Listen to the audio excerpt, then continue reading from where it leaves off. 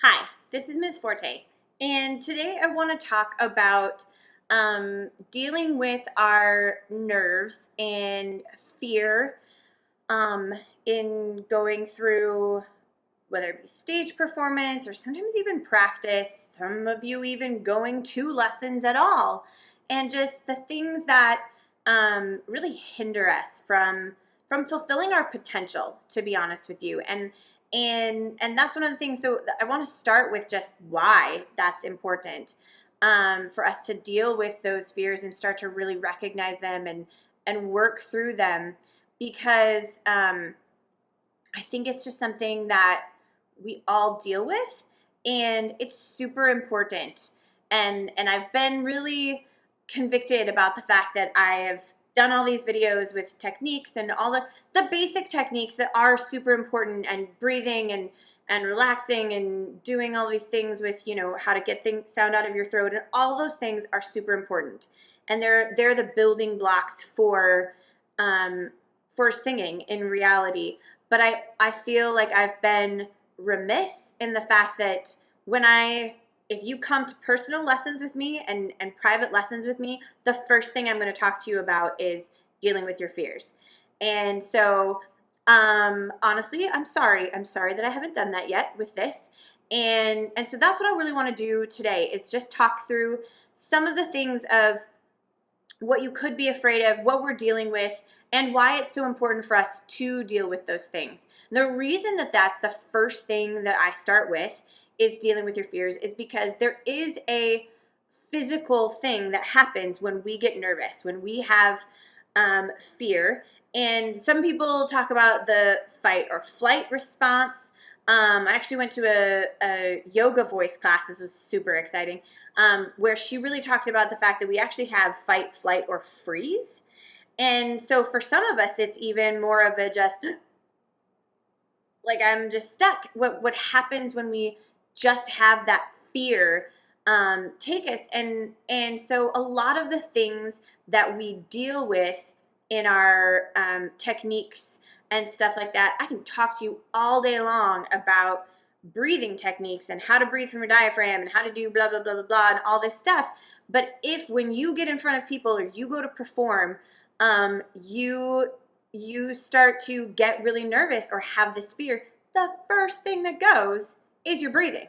I mean, for most people, that's kind of when we start to go, and we just kind of hyperventilate, or you tense up, you start to get really, and everything. And so, dealing with your fears and your nerves and all that stuff is literally one of the first things that you have to do because you can do all of the prep work and working with technique all you want. You can learn all the technique all you want. But if there's still something emotional holding you back or there's a fear that comes in, it can kind of throw all that technique out the window and you're just going to be on your own again. And so it's really important that we deal with those things and that we look at them. And the other thing is there's also such an emotional component to singing, specifically to singing, um, in the fact that it's just a place that we need to let out our emotions and we need to let out um, those things, and it's sharing so much of yourself that I think that is one of the things that makes it scary is because it is sharing so much of yourself and it's sharing you in a unique way than so many other things. Even playing other instruments, I think, is different a little bit than singing in the fact that because singing is your voice and no other person ever can sound just like you. And so that's an awesome thing. It's something that's so great in the fact that we can really be proud and excited of this is my unique contribution to music and to the world and my voice. But also at the same time, that's something that's so scary for us to do is to let out our voice. And so I think it's just really, really important that we deal with those things, and even figuring out what they are can sometimes lead you well, it's what I call therapy for life. Sometimes voice lessons is therapy for life. It's not just therapy for your singing, which is definitely a thing, but it's also therapy for your life. So, because it can really, sometimes songs can bring up emotions that we weren't ready to deal with and we're not ready to let out. And and sometimes honestly dealing with talking about our fears of what makes us afraid to be on stage or what makes us nervous or gives us stage fright or doing all these things can bring up things that you're not even aware are there. And so a couple weeks ago I had therapy lessons with all of my students. It was amazing. I really think I'm going to start instituting that like every 6 weeks or something. We're just going to do like a little check-in because I've had certain students, as a general rule, I have certain students that they really, usually the adults, kind of start to recognize honestly how much stuff is built up and why they've been having issues and what's going on with that. But a lot of times the kids don't have the fears. They're like, blah, kids love it. It's so great. I love getting them young enough that they don't have those things that they have to work through. But we all still have some things that we have to work through and stuff. And so um, it just kind of so happened that each of my students that day kind of had something that they were dealing with. And so we spent some time talking about it. And it really reminded me of how important this is and why I usually really start with what are you afraid of and what's going to hold you back? Because if you don't deal with that first, if you don't deal with the mental things happening or the emotional things happening behind why you would be afraid on stage or why you would even be afraid to sing at all. Why are you afraid in the lesson room? Why are you afraid to come in and sing in front of me? If that's not a safe space for you, then what else is going to be? Like that's my job is to listen to you screw up, honestly. So if you have these, fears and tensions, what is it going to do physically to you? And how can we deal with it? How can we really work through it? Because that's so important to do. So today I just kind of want to go through a couple of things um, that you should be looking at of yourself and being able to figure out your own fears. And then through the coming weeks, we're going to talk more in depth about them because I really feel like this is such an important thing of kind of what happens to you when you get afraid. And so we'll go through some practical things. There are some practical things that you can do as far as dealing with, well, what I call the practical fears. Um, and there are some techniques that you can use, but a lot of it too is simply just, honestly, it's kind of going to therapy and starting to really deal with those inner things that are so specific to you. So that's really the first thing that you have to do in dealing with fear is figure out what it is you're afraid of. And so I kind of break these into two categories. There's your practical fears, and then there's your what I call your deep emotional fears. So your practical fears are the actual practical things that we can kind of practice out of you, and that are just the physical specifics of what is it that you're afraid of happening. So the practical fears are I'm afraid of tripping on stage. I'm afraid of singing the wrong notes. I'm afraid I'm not going to be able to hit that high note. I'm afraid I'm going to forget the lyrics. That is me. The things that make you nervous, the things that when you think about going on stage and singing in front of people, what is it that makes your heart go, ah, or your stomach get all the butterflies? Like, what is it that makes you afraid? What is it that you're afraid of? So those are the practical things. All of those things that I just talked about, we can practice out. Like we can practice choose the correct shoes. Just a note. Honestly, this will probably come up a lot because shoes are a big deal. Sorry, guys, I know that's not a huge deal for you, but for girls, like seriously, don't be me and buy new shoes and think they're so cool and then wear them for the first time when you're performing. Not a good plan. I did not actually fall, but I I kid you not, that was definitely a fear. That's not normally something I'm afraid of. I was definitely afraid at that time. I bought these awesome, like super cool, but they were heels like this, and I don't wear heels like that. Not a thing I do. What made me think that I could do it while I was singing? I don't know. Other than the fact that they look so cool. Anyway, not something you should ever do. So you can practice that. Like, that would have been a smart thing. I would not have had that fear had I not worn the stupid shoes. So you can practically, get yourself out of that. For me, again, mine has not really been hitting wrong notes, because I know that I can make that stuff up. And it'll sound okay even if it's not right. Nobody else will know. That's a confidence that I have had. However, forgetting the lyrics, I am terrible at remembering lyrics. So that's a fear. Like, I've always been afraid of forgetting the lyrics. The one thing that I just can't do. I used to always have the lyrics, like the lyric sheet. This is back in the days of like tapes, when it came with the little thing and it had yeah. Anyway, now I write them out. So there are things that I figured out I can do. If I am going to perform a song, I write out the lyrics physically by hand. Sometimes I'll type it, but most of the time I have notebooks full of just lyrics, because I've had to just write them and stuff. And that's the thing. So I know that that is what I need to do to kind of calm that fear. I need to go over the lyrics in my head before I sing, before I go out there and sing. Because if I know if I can get through the first verse, basically, usually is that I know the rest of them will come, because I've also done the work ahead of time. So it is about practicing out that fear realistically when we talk about the practical fears. But then there is the deal of there are some just kind of some deep-seated emotional fears that we really have to deal with. And a lot of times those are the ones we don't want to deal with because we don't want to admit we have them. And we don't even recognize their importance in our, practice time or whatever and things. And I just really feel like that is something that is it's so important. You have to figure out what you're afraid of.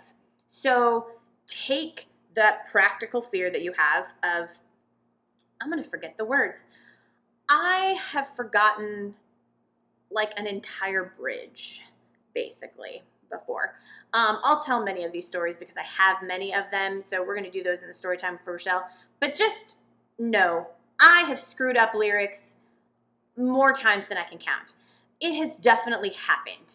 So sometimes there are not fears that you can actually practice away. You will actually screw up at some point. It's going to happen because we're not perfect people.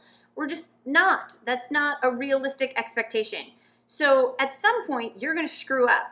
So you have to deal with the fear of what happens when I screw up. What is it that you're afraid is going to happen when you screw up? When you don't hit that note, when you go reach for that high note and you don't hit it, what's going to happen? What are you actually afraid of? Because the truth is, it's not necessarily that we're afraid of not hitting that note. What does that mean? It's what's going to happen when we don't hit that note. What are people going to think of us? What are we going to think of ourselves? Does that mean for me as a performer? Does that mean I'm a terrible singer because I didn't hit that note? Or does that mean that people are going to laugh at me? Are my friends going to mock me? Are people going to think I'm a terrible singer? Mine was always, they're never going to ask me to sing again. And, they're going to think I'm terrible and they're never going to ask me to sing again. And so we have to really start to work through and recognize and deal with some of those things. That is, what is it really that I'm afraid is going to happen? And it's only when you can put words to those fears, when you can really figure out what they are, that you can actually start to deal with them.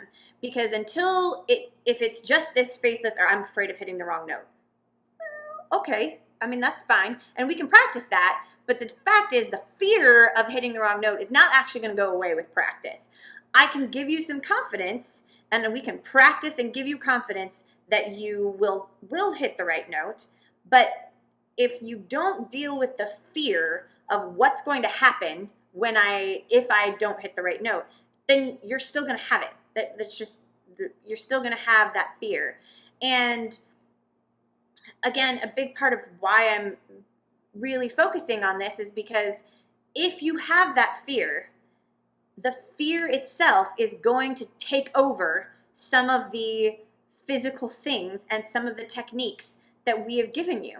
Because if I tell you that to hit a high note, you need to relax and open up and just breathe more breath or tighten here, and you get up and that fear kicks in, the first thing that's going to happen is you're going to go, and you're going to tighten up that throat. And it means that you will not hit the note probably because you're afraid of it, which is kind of weird.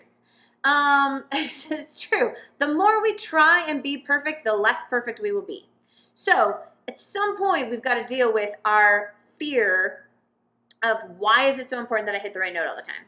What's going to happen to me if I don't hit the right note? What's going to happen to me if I screw up the lyrics and don't sing things correctly? So why are we afraid of that stuff? And you really have to look through and go kind of deep into that emotional thing of, for most of us, I mean, I'm just answering some questions. You have to do it on your own because, again, everybody has their different ones.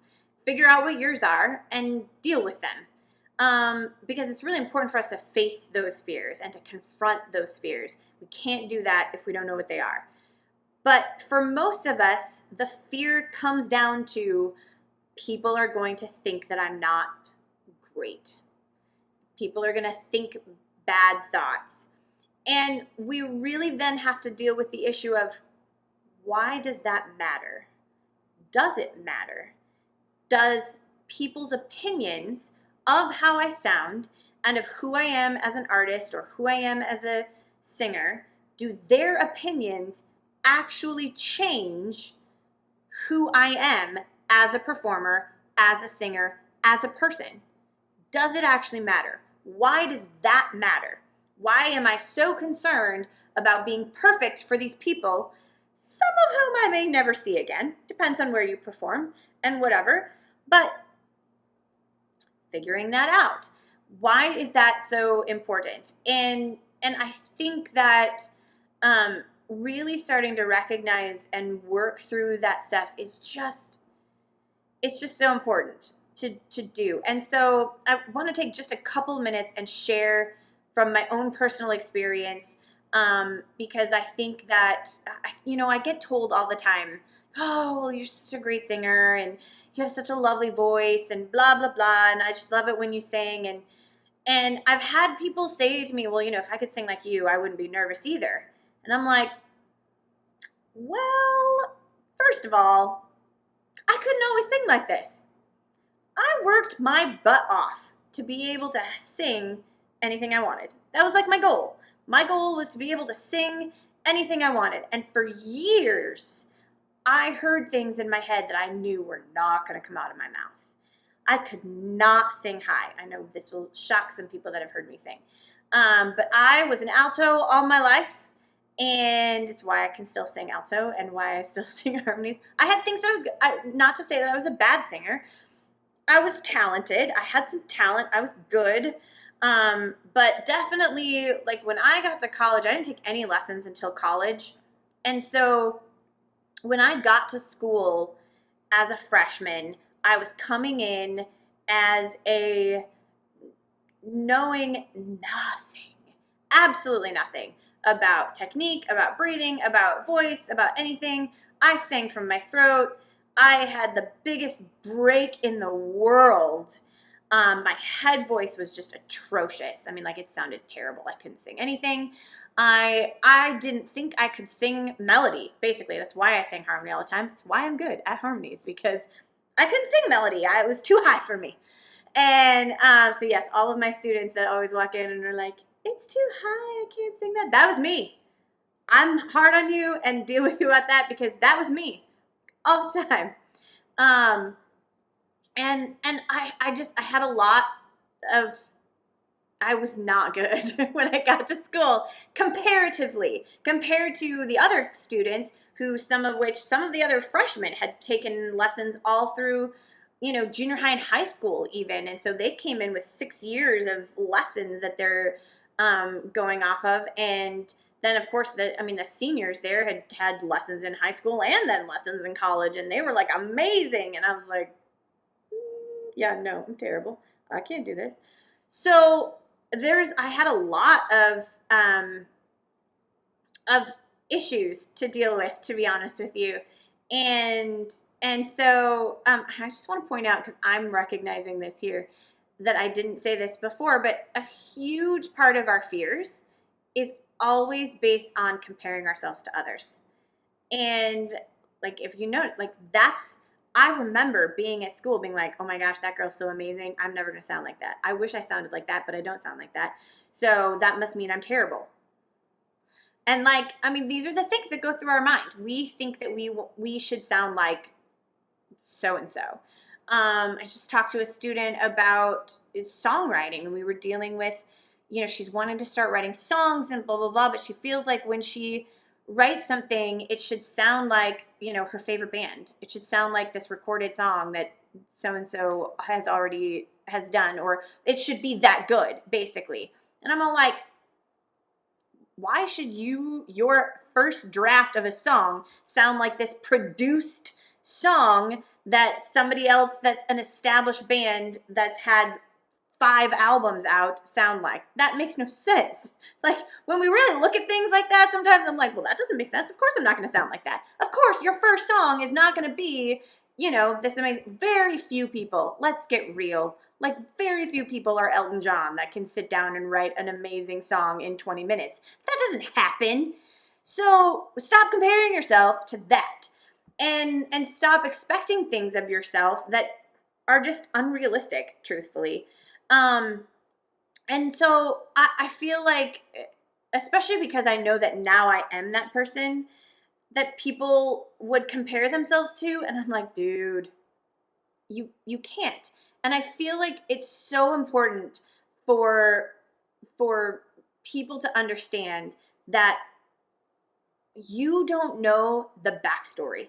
You have no idea the hours and hours and hours that I spent in a practice room, not just practicing my technique, which I did a lot of, and going through things, but you don't know the hours that I spent dealing with the fact that I didn't sound like these other people, and that I wished that I could sound like this, and that I wanted to be able to do that, and bawling about not being able to hit an F sharp, and I was never going to be able to do that. And I could definitely hit an F sharp now. But like, I distinctly remember going to my voice teacher and being like, I can't sing this, and I'm an alto, and blah blah blah, and this is just not, I shouldn't be asked to sing this, and it's just never gonna work. I'm never gonna do it. It's never gonna happen. Which kind of makes me laugh now. But I was convinced that I was never gonna be able to do that. And just so much time that I spent really kind of working through this whole idea of, okay, what happens if I screw up? Because the truth is, we're all going to screw up, and it's going to happen. So you need to figure out, why is it so important that I don't screw up? What is it that makes me afraid of screwing up? And I think for me, what it really came down to was recognizing that I cared about what other people thought of me.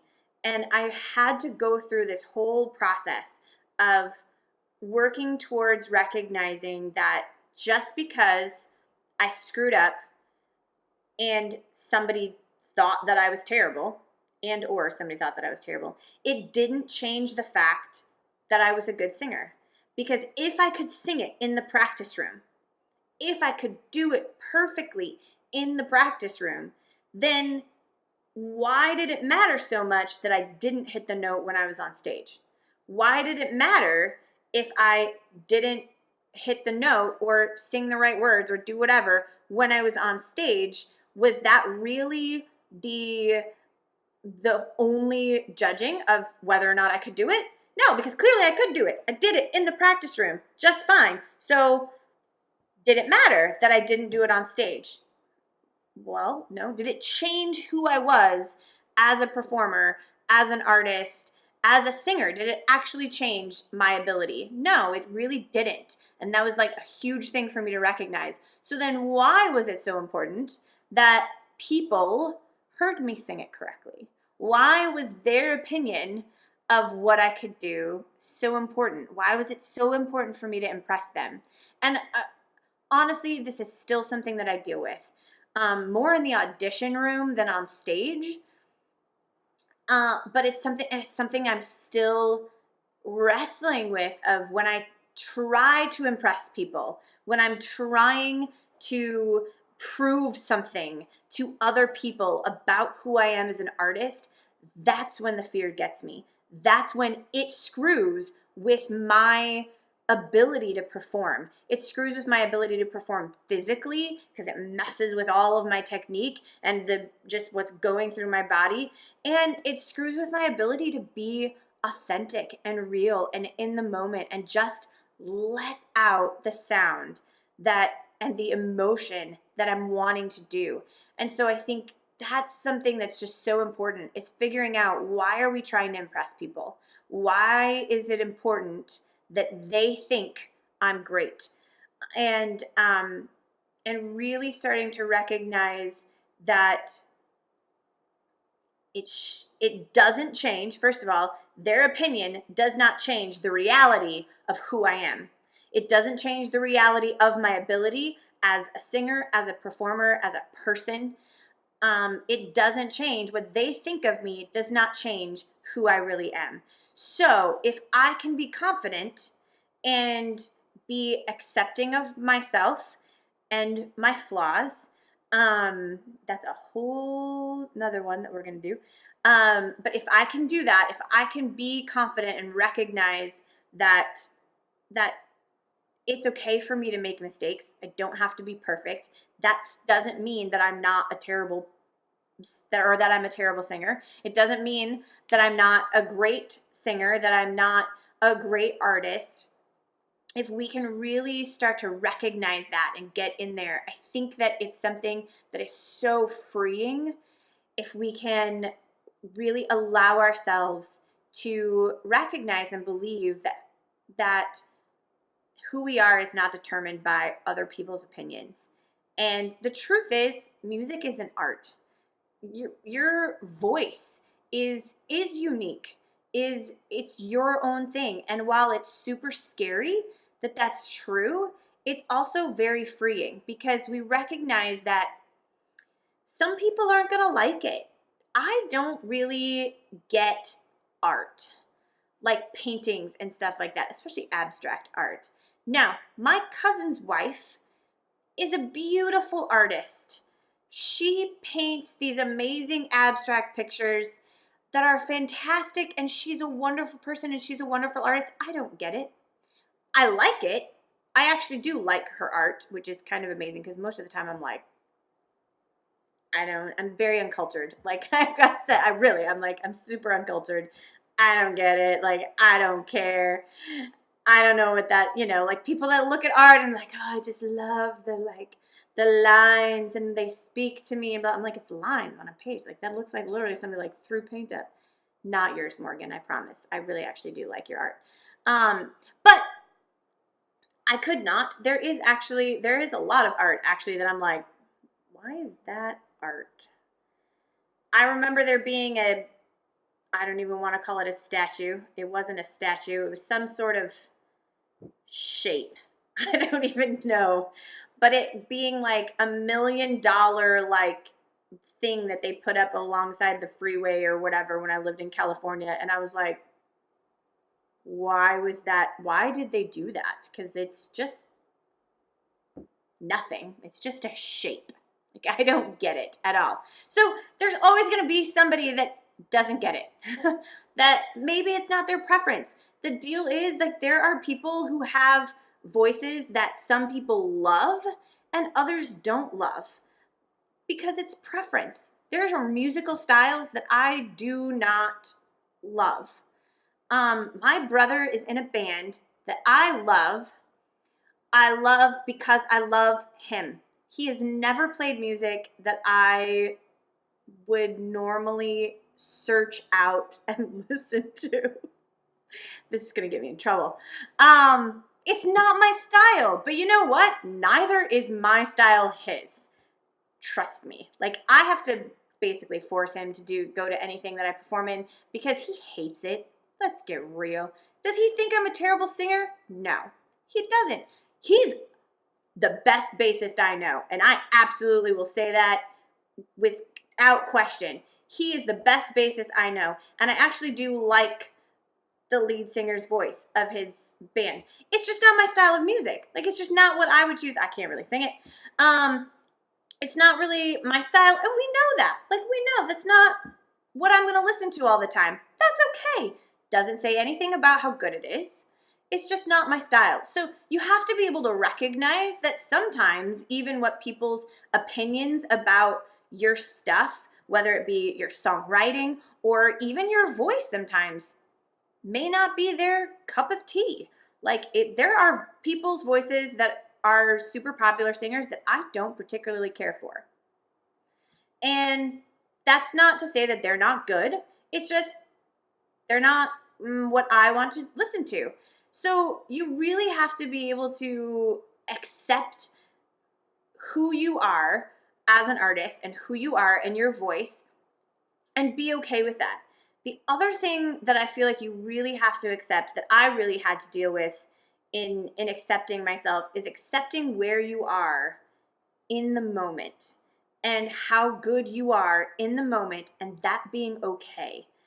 And the fact that you are trying and working to get better is what's important. Who you are at the time, and in this moment, you are that good. And that's all right. It doesn't mean that you don't strive to get better and that you don't work on your technique and work on that. But if you're not okay with who you are right now and the level that you're at right now, you're never going to be able to get better because that fear is going to hold you back. It's going to affect even your attempt to get better and work on the techniques and all of that stuff. Because I can't tell you how many times I've told students, okay, you just got to relax. You just got to like let that open. But if you're too afraid of making a mistake, first of all, if you make a mistake in lessons, that's where you make a mistake. That's great. That's fine. If it sounds terrible, I don't care. Second of all, if you're not willing to make mistakes in practice, you're never going to get better. Like, that's just, you're just not. So, last story, I swear, and then I'm done, is I really had to deal with this. I really had to deal with this for myself. And it was something that was just so important. And because I've been talking to a number of students about it, it's just really brought it up, and I feel like I need to share. When I first got to college, again, like I said, I was not good. And where our practice rooms were, on the fourth floor, there was like a bunch of couches and stuff in the lobby, and then there was like 4 or 5, 6 practice rooms, whatever, around. And every practice room had a window except one. And so it was like the music degree hangout, like the music majors hangout was this lobby of the practice rooms. And so people would sit there and they would then like walk around and they would peek in the windows to see who was practicing. And, you know, they'd sit outside the door and listen. You could hear, there were not soundproof rooms. And so you could hear, you know, you'd walk up there and you could hear all the different instruments, voice, blah, blah, blah, you know, all that stuff people were practicing. But everybody would like walk around and they would kind of like peek in the window and all that stuff. And there was only one room that did not have a window and had a solid door. And I would literally like wait. There was a sign up on the door or whatever, and I would wait to make sure that I was in that room. So if I went up there and there were 3 open practice rooms, I would sit on the couch and I would wait till the person came out of the room with no window, because I so did not want people to be able to see me and look in the window and see that it was me. because I knew it was going to sound bad. I knew it was going to screw up, and I needed to feel okay. Or I should say, at the time, I was not okay with sounding bad. I was not okay with how I sounded. And I was so, insecure about that. And so I feel like it's so important that um, we, again, recognize those kinds of things and then deal with them. And I can't tell you how many hours I spent in that practice room crying about how I was never going to get better, and just how afraid I was for anybody to see me screw up, and how afraid I was for anybody to hear me when I wasn't what I wanted to be, and how good I wanted to be. And it took me a really long time to really start accepting where I was at in the moment and being okay with the fact that this is how good I am and this is what it's going to sound like, and I'm working to get better. And that's all God is asking of me. That's all I can do as a person, and even as a singer and an artist, and it's going to be okay. It just has to be okay. This is who I am. And I think it wasn't until I really had to struggle with that and kind of work through those things and accept that I might make some mistakes and it might not sound good all the time, and I might crack on notes and I might not hit it, and I might screw up the lyrics. I will screw up the lyrics. I still screw up the lyrics. And that those things are going to happen, but that's still got to be okay. And it doesn't change the fact that I'm working towards being a better singer. And it doesn't change the fact that I'm good. I'm okay. And maybe I'm not a great singer. Maybe I'm not the best singer in the world. But I am who I am, and I have something to say. I have a voice. I have something that is worthwhile to give to people. And sometimes that's not perfect. Sometimes it's still worthwhile even with all of my screw ups. And I think that was something that was so hard for me to get. Honestly, it still is hard for me to get. These videos are a perfect example of that. I have been thinking about doing this for so long, like a year, and am still just like, is anybody really going to care? Is this really going to be important? I know it's important, but what are they going to think about it? Is it really going to be important? Does anybody really want to listen to me for 45 minutes talk about our fears and dealing with them? Well, you know what?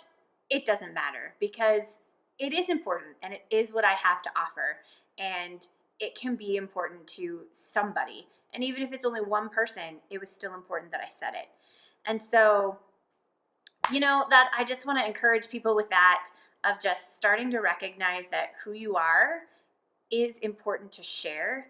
And whether that's you in the process of becoming a better performer, whether that's you being a great performer, but still being free to let out more of who you are, more of the emotions and stuff. And I think that's something that I'm still dealing with.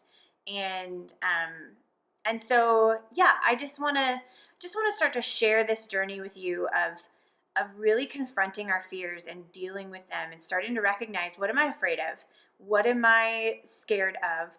Why does it matter what people think? And how can I make it not matter so much? How can I really start to just accept who I am and believe in who I am, and believe that I am worth something, even with all of my screw ups and all of that, that there's still something that people are going to appreciate about that. So yeah, that's me and my stories, and I hope that it really helps. And we're gonna deal with some more of these. So if you want to leave some comments, I'd love to hear what specific fears you have, or what specific things, or you can message me if you don't want to put that out there. I know it's super scary even for me to like share all of this in front of God and everybody, basically. But But yeah, if you have some specific things that you're dealing with or that you come up with, we're going to talk through some more things, but I would love to hear from people